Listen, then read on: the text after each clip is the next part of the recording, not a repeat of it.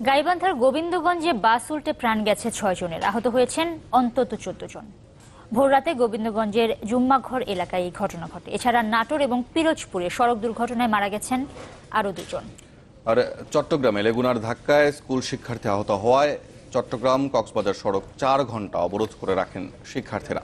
এদিকে সড়ক নিরাপত্তার দাবিতে রাজধানীতে মহা সমাবেশ হয়েছে, যেখানে বক্তারা সড়কে শৃঙ্খলা ফেরাতে জিরো টলারেন্স নীতি গ্রহণের দাবি জানিয়েছেন। সড়কে শৃঙ্খলা ফেরাতে সরকার নানা উদ্যোগ নিলেও থামছেই না প্রাণহানি। শনিবার ভোররাতে গাইবান্ধার গোবিন্দগঞ্জে বাস উল্টে প্রাণ গেছে কয়েকজনের, যাতে রংপুর ঢাকা মহাসড়কে কিছু সময় যান চলাচল বন্ধ থাকে। নাটোর ও রংপুরেও সড়ক দুর্ঘটনায় হতাহতের ঘটনা ঘটেছে। চট্টগ্রামে লেগুনার ধাক্কায় স্কুল শিক্ষার্থী আহত হওয়ায় চট্টগ্রাম কক্সবাজার সড়ক 4 ঘন্টা অবরোধ করে রাখে শিক্ষার্থীরা।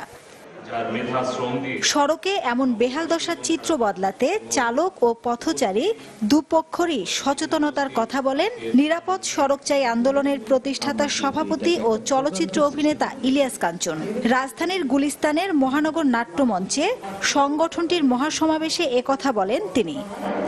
যে চালকদেরকে শুধু দোষারোপ করলে হবে না, তাদের সুযোগ দিতে হবে, তাদেরকে জানাতে হবে, এবং আমাদের এই প্রপার ইনস্টিটিউশন আসলে আমাদের খুব অপ্রতুল। সেই অপ্রতুল ইনস্টিটিউশনের জন্য আমি দীর্ঘদিন বলে আসছি সেইটি।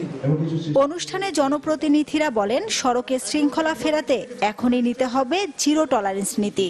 মাননীয় প্রধানমন্ত্রী বলেছে জেব্রা ক্রসিং এর উপরে সুইচ বাটন সিস্টেম করে দাও এবং ফ্ল্যাশিং লাইট করে দাও, অ্যাট লিস্ট সবাই যেন দেখে জেব্রা ক্রসিংও থাকবে এবং ফ্ল্যাশ লাইট থাকবে এবং পুশ বাটন থাকবে। রোড অ্যাক্সিডেন্ট একটা কারণে হয় না, কেউ হঠাৎ করে দৌড় দিবে, কেউ আপনার মনে করেন যে রং ড্রাইভিং করবে, কারো যন্ত্র খারাপ হবে, কেউ কিনা আপনার কয় যে একটা বিভিন্ন ধরনের লট অফ কজেস দিয়ে। পরিসংখ্যান আছে কমলাপুর থেকে টঙ্গী পর্যন্ত বছরের ট্রেনে প্রায় 400 থেকে 500 মানুষ কাটা যায়।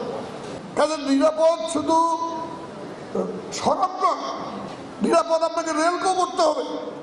মহাসমাবেশে নিরাপদ সড়ক চাই আন্দোলনের 120টি শাখার সদস্যরা অংশ নেন। এছাড়া নিরাপদ সড়ক আন্দোলনে যুক্ত 15টি সংগঠনকে দেয়া হয় পুরস্কার। মাসুদা লাবনী, চ্যানেল 24, ঢাকা।